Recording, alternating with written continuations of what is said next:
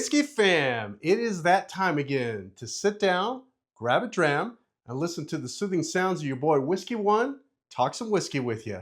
Now, I am very excited to get into this bottle because one, it's a lender by my good friend Hiram Crook, who let me borrow it for science and share with all of you guys as well.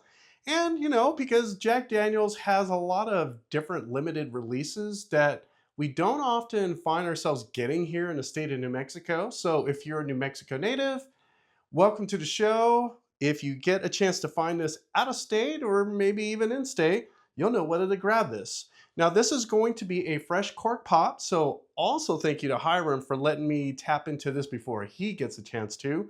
I'm sure I'm going to make him jealous throughout this video in one way or another. Also, there's going to be a lot of nerd out going out in this video. A lot of things happening because one, it's this Heritage Barrel new release that is going to be now part of like an all throughout the year type of thing, and which is very exciting to me. I like being able to find bottles throughout the year and not just like one time or seasonal, or it's going to be a one and done type of thing. Now, my hat's off to Jack Daniels for doing such a thing. They didn't have to, but like their single barrel proof rye, it is now a common staple. You can find them, thank goodness, because it's a delicious bottle. And I oftentimes wonder, why is it still sitting on the shelf? I remember a time when you just couldn't find those gems. But here we are with the Heritage Barrel. Now, a couple things I'm going to get into this. And first things first, let's do a cork pop, shall we? Fresh cork pop. Ooh, nice, beautiful sound. I love that. I'm sure it got caught on camera there just fine. And let's go over this. So the single barrel Heritage Barrel. Now, what's different about this from the other Jack Daniels releases is that they basically aged it in a combination of heavily toasted barrels and low char barrels. Now, you might be asking yourself, well, then why is it called a single barrel? So a couple of things to note. And this is where we're going to nerd out just a little bit. I won't go off the deep end. But here in the United States, there is not a legally defined set of rules for single barrels. However, there is like common adopted practices. And so that's where we're going to go here. So in all likelihood, they aged it in a combination of heavily toasted barrels. They had some set aside with low char. And I'm going to kind of get into like what are the nuances of that as well. But basically, they combined those or blended those different aged whiskeys and then let it rest in a single barrel for a period of time. Now, that is accepted here in the United States. If we're talking about Scotch or whiskey from throughout the rest of the world, there's going to be some different rules for that. But here in the United States, that is the process. And I commonly refer to the Jack Daniel's stuff that's either not a single malt or a rye as bourbon. And here's why. It's not technically bourbon, it's Tennessee whiskey, but I'm going to refer to this thing as bourbon anyway, because it does have to meet the same criteria as bourbon to be referred to as Tennessee whiskey, with exception to the Lincoln County process. So they make their distillate, which has to be made from a mash bill just like bourbon, so 51% corn, and then the rest of the grains, whatever they want, as long as it's grain. And then it is transferred from distillate to this like sugar, maple, charcoal filtering, and that is essentially, the crux of the Lincoln County method, and then it is transferred to barrels. What happens after that? It's got to follow the same rules as when you make a bourbon. And so, you might be asking yourself this, well, what's going on? You have some heavily toasted barrels, and then you have some that are the char barrels. Now, as long as it's aged in char barrels, you can qualify that as bourbon from there.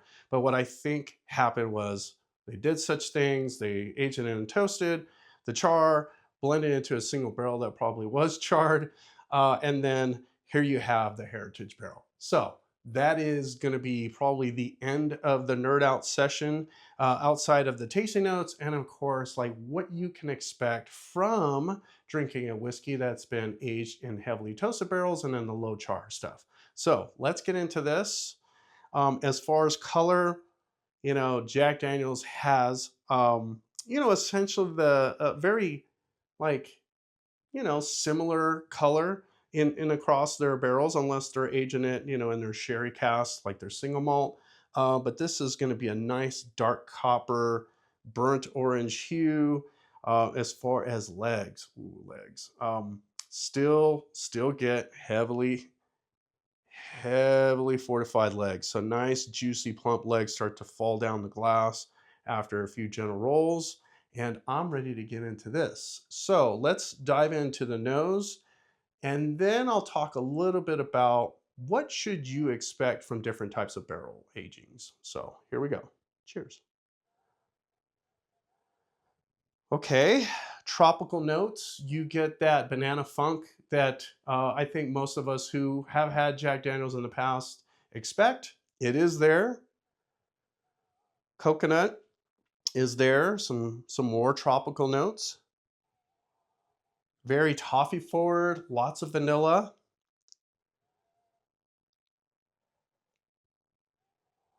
It's a nice rounded nose. You know, uh, I don't think it throws a lot of surprises at you on the nose. This smells like good bourbon. A lot of depth to it. But yeah, that's what you get. There's a small amount of like darkness to it. So, there's just a small amount of like coffee and dark chocolate. Not as much as I would expect, but maybe I get that more, on the taste. So, let's talk a little bit about the barrels. Okay, heavily toasted barrel. So, what you can expect from heavily toasted barrels is the darker, richer notes, maybe the earthy notes, and some smokiness. Whether you get coffee or chocolate could be dependent on other things. If you're mixing it or blending it with other whiskey that's been aged in different types of barrels, some of that might get subdued, some of that just might get highlighted. It just depends. In this case, I feel like on the nose, those darker notes are a little bit more subdued, and you get certainly a lot of the toffee and the sugar forward notes on there. Now, when it comes to low char, as opposed to say heavy char, you're going to get more delicate notes, fruity notes. And so, if you are buying whiskey that says, low char, maybe like a number two, number one, if they even give you that type of, information, if they're that transparent, great. That is what you can expect. And when we're talking about the low char, we can expect a lot more of the vanillas to pop out and shine. It's going to feel a lot more creamy. So I'm eager to finally taste this with all of you guys. So cheers again. Here we go.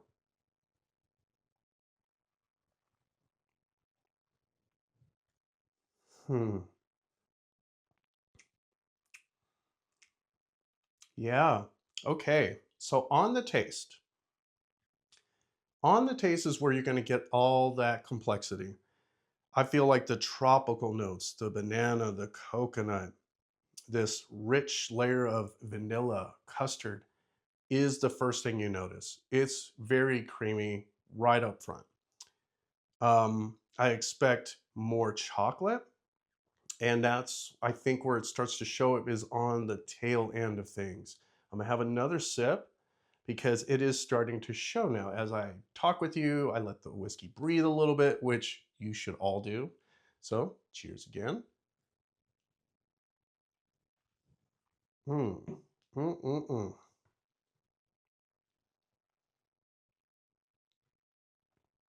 Okay, wow. I'm gonna ruminate on this. It's bottled at 50% ABV, so it's 100 proof. And for the heritage barrels, one thing I'm going to add is that you can expect these bottles to be aged at least a minimum of 7 years. This one in particular has been aged for 8. So, man, you get a lot of the age here.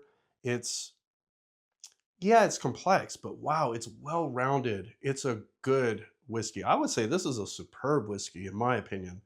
Um, I'm not quite sure what you can expect to pay on MSRP.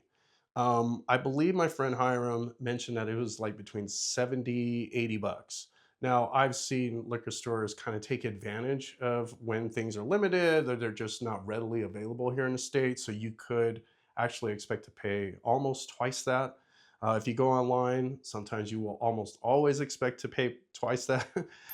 So I think for $70, $80, man, you better get a bottle and you better probably get a backup bottle. It is that good, especially at that price. I think that would be a superb value right there. And then as far as this whiskey is concerned, wow, I feel like 100 proof is just enough bite, just enough warmth, just enough hug to be just right. It doesn't need to be barrel proof. I know there's proof hounds like myself that always want a little edge to their whiskey, a little extra because we like to be extra. But I feel like at 100 proof, this is just the right amount of extra. So let me take another drink and kind of talk to you about who I feel this speaks to the most. So one last one. Here we go. Mm, mm, mm. I need to mention something. The return sips just get a little bit more like creamier. There's less heat. Your palate starts to get acclimated to the 100 proof, and a lot of the flavors just finally start to settle with you. There's almost like no burn.